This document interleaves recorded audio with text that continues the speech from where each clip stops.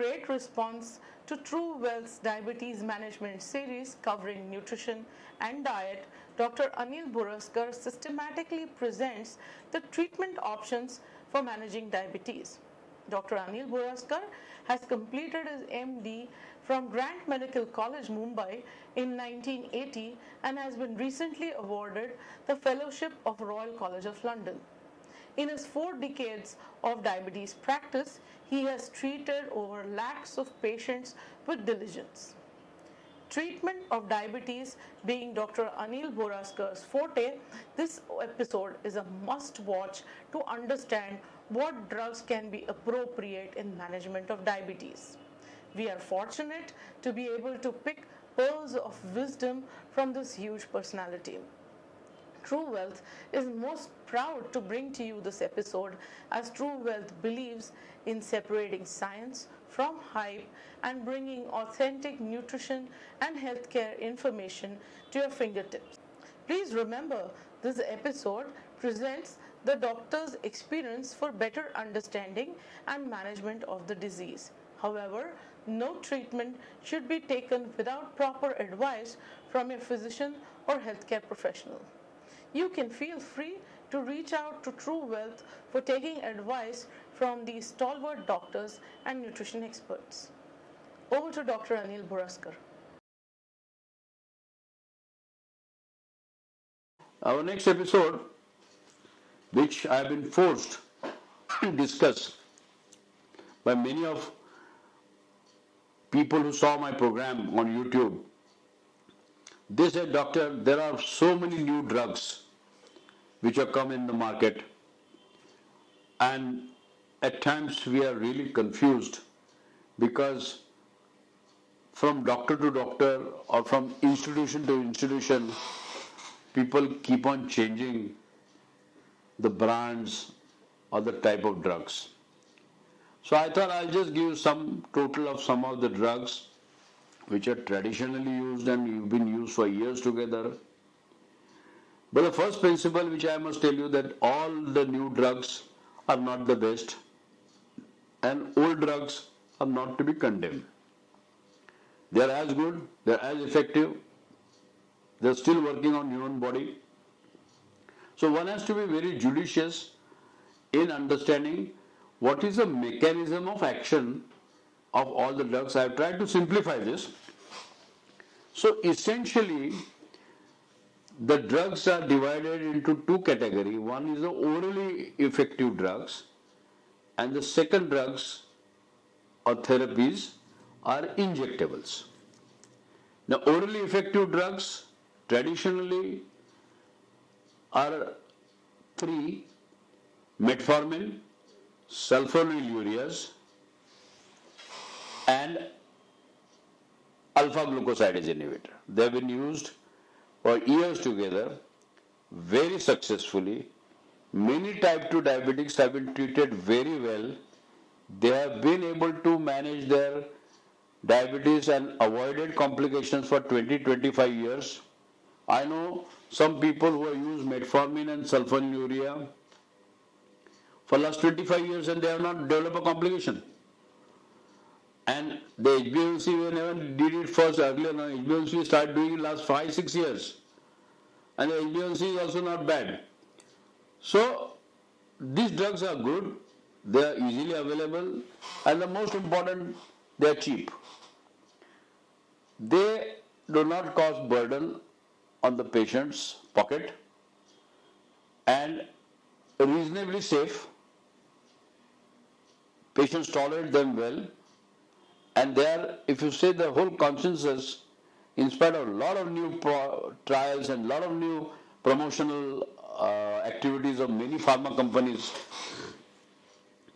the drug of choice and drug which is sold still the most in our country is metformin and sulfonylurea.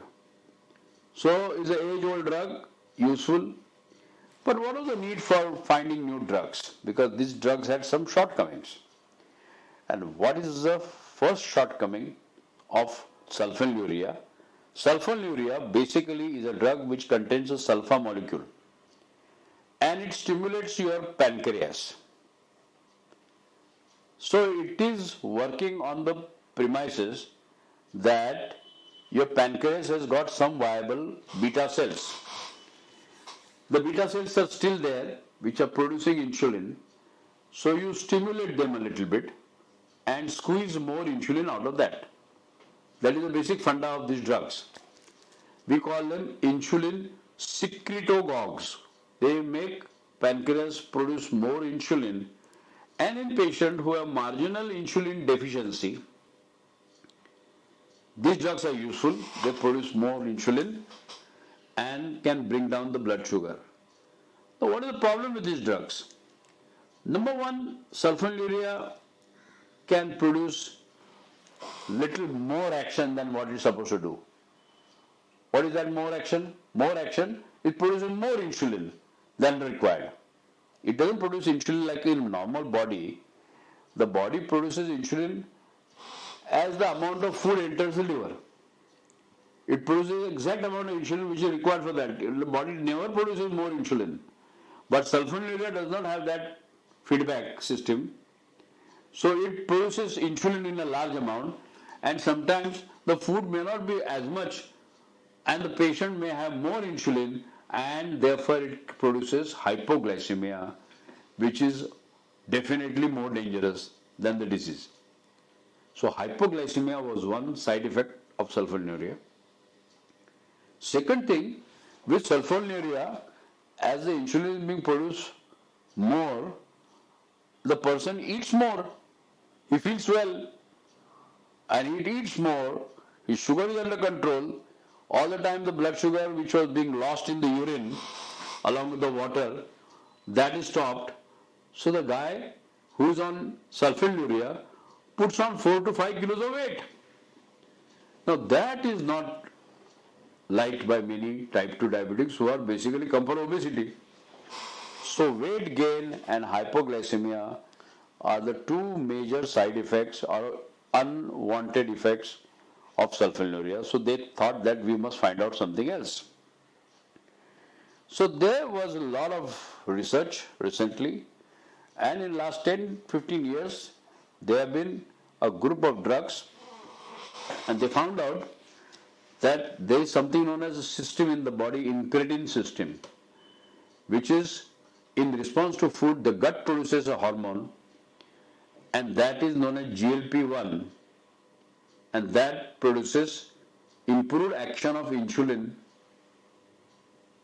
on the foodstuff, and they are the DPP-4 inhibitors. We call them DPP-4 inhibitors, and they came into market and made a lot of changes because people wanted to know after metformin and after sulfonylurea what to give.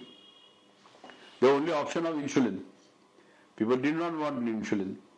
So these drugs came in that small area where people needed a third drug, and they were drugs like sitagliptin, vildagliptin, saxagliptin, and levogliptin.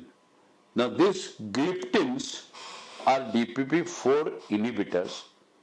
There is one enzyme in the body known as DPP-4 which is inhibited by this, and it improves the action of your endogenous insulin and reduces blood sugar as well as HbA1c, and been found very useful. They do not produce hypoglycemia. That's one great advantage of this drug.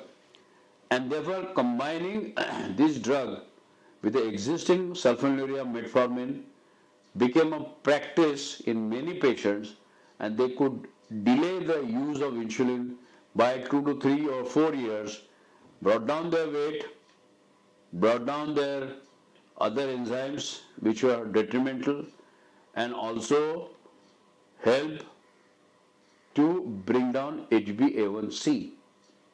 So they became very popular, and they are still very popular. So DPP-4 inhibitors, we have about 4 of them already there in the market. Saxagliptin, linagliptin, levogliptin, then drugs like sitagliptin, Their names are very interesting. They are all given on a feminine names, and easy for doctors to remember. But they are definitely good drugs. Some of them were notorious. They were worried that they could produce pancreatitis, but we have not seen many cases of these drugs producing pancreatitis, nausea, vomiting, or any side effects, or severe hypoglycemia. One great advantage of this drug that it doesn't produce hypoglycemia. Then came the revolutionary drugs, which are known as SGLT2 inhibitors, and they cause a lot of change in the therapy. And these SGLT2 inhibitors predominantly used were drugs like empagliflozin or gliflozins essentially, out of which canagliflozin, then EMPA, then the new generation gliflozin being used. Now, advantage of these gliflozins, SGLT2 inhibitors.